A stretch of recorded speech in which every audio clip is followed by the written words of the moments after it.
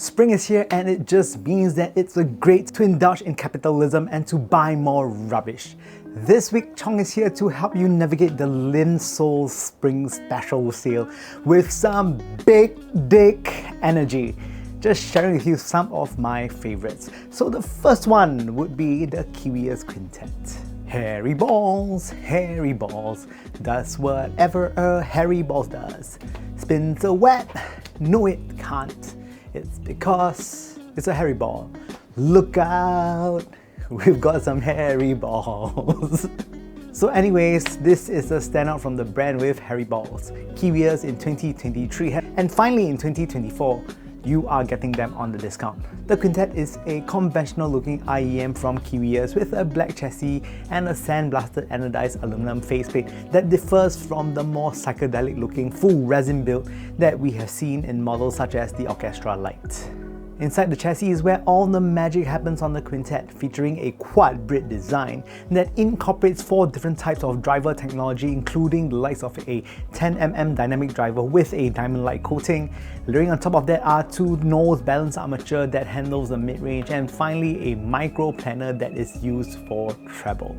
Lastly, there is a piezoelectric driver in here that is used as a super tweeter. The cable equipped here is a 2-pin cable that's made from OFC copper that can deal with microphonics pretty adequately. The Quintet is a very mild V-shaped IEM compared to what we have seen in the market these days. Tonally, they are what I would classify as natural sounding rather than the more common natural warm sounding IEM. What you will experience with the Quintet is class-leading positioning and depth. When it comes to timbre, it mainly renders them in a rather interesting manner. I think this is due to the large mix of driver types used. At the low end, the dynamic driver adds resonance to bass frequencies that have a airy aspect, as the micro planner and piezoelectric driver adds a touch of airiness to the tone. It makes it sound very realistic. Sub-bass is the most prominent aspect and the rumbles are beyond satisfactory. It is quite amazing that you still get a rather respectable 30Hz.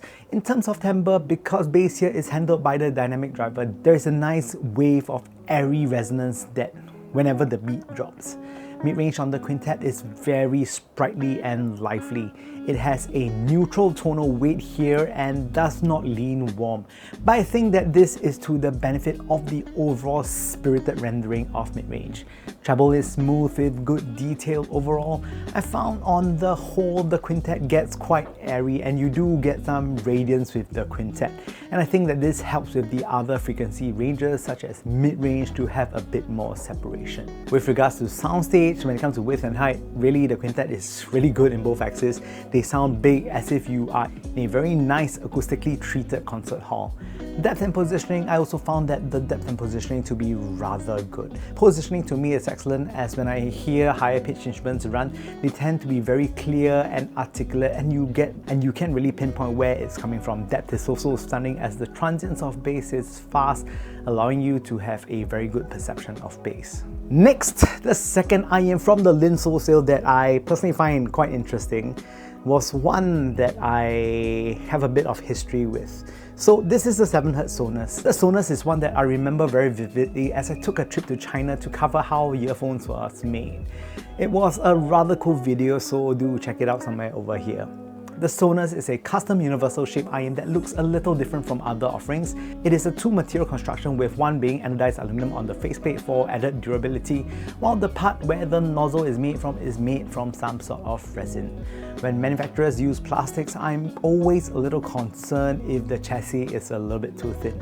But I'm happy to say that for the Sonus, this simply isn't the case. The plastic components used feel solid enough and not the type of plastics where it just creaks when you press them. The Sonus is a dynamic driver plus balance armature hybrid. It features a 11.3mm dynamic driver that is paired to a balance armature. On the whole, the Sonus is a balanced sounding IEM that has a good blend of bass that is mixed well with exciting upper mids. Although I did mention that the upper mids are exciting, but it never wanders off to the realm of being too much or harsh. It has an overall natural tonal weight that is quite different from other recent releases, which can be a little bit thicker. Dynamics on the whole is also pretty good as well. Sub-bass extension is good. It has very realistic resonance that tapers naturally into the mid-bass. On the whole, bass resolution is pretty impressive with very nice resonance. It is also pretty speedy sounding without bass bleeding all over the place. I think for the target price, the technicalities in the bass region is certainly pretty impressive. When it comes to tonal weight, the Sonus maintains a very natural presentation. It is neither warm nor cold leaning and gives a truthful rendering of tone. Vocals are presented in a way that it is emphasized through a slight bump in the upper mids that lets it have superior separation from the rest of the supporting instruments. Of late, I must admit that I am listening to idols again, so please don't judge me, and it has big dick energy. And it's really quite nice to have the vocals to be the highlight. Treble is smooth and effortless, aloof even, but that said, it is still very energetic and it gives a very well-defined shape to the rest of the range. This is certainly adequately airy. Agents of treble annoyances such as crashes and cymbals are finely balanced with enough bite without becoming overwhelming. And the third IEM that I would recommend on the Linsoul sale is the EA1000 from SimGot. I think by now everyone is already quite acquainted with the EA1000 as it has that ultimate big dig energy.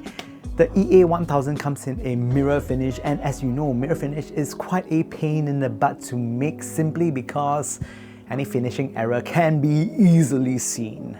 At the front of the IEM, you have a beveled glass faceplate with some patterns underneath it. I think it really makes the EA1000 looks really premium. On the back of the chassis, you will see the opening for the passive radiator near the top of the IEM. Below that is the usual raised section as seen in the EA500, where this makes the IEM so much more comfortable to use. It also has some interchangeable nozzles should you be the type of person who really like to tinker. Personally, I like the red nozzle on. So the EA1000 has the second generation dual magnet dual chamber dynamic driver. This is my preferred driver configuration for ultimate coherence. The EA1000 is a natural warm IEM, and what sets itself apart from others in the market with such a tuning is the inclusion of the passive radiator. I found the inclusion of it really makes bass feel very resonant and lifelike. It just augments the texture of bass, making them a little bit more airy, a little bit more diffuse, but more importantly, very natural sounding. So the passive radiator makes a big difference in the tone of a huge difference in the tone of the bass of the EA1000. The way it changes it tonally really adds resonance and realistic decay. It's simply delectable. By no way is the bass texture of the EA1000 like that of an open IEM, which just dissipates too quickly. Bass is fast with unbelievable texture with very natural decay. I would say that the bass here is airy sounding yet full at the same time, if that makes sense.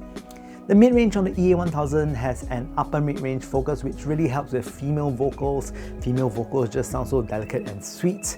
Resolution here is also a whole step up from its younger sibling, the EA500. There is an airiness to the tone that again coalesces well with the fundamental female tones, which is really exhilarating. I do feel that treble here is very effortless and smooth, almost rivaling IEMs that uses the Sonian EST driver that will probably cost quite a bit more than the EA1000. For me, the EA1000 was an IEM that made it to the list of one of my favorites in 2023. And now that it is on sale, you can seriously consider. Anyways, these are just some of my selections for the sale. If you have spotted some of the IEMs that you really like and really want the world to know, please feel free to drop them down in the comment section below. Perhaps share one that is just a bit more meaty, as I do agree that my selection here is certainly not for bass hits. Anyways, if you like the content so far, please press the like and subscribe button. It will really help me out a bunch. And with that said, thank you guys for watching the Super Audio Show. Again, I need to say that because CanJam Singapore is coming, if you see me there, please drop by to say hi.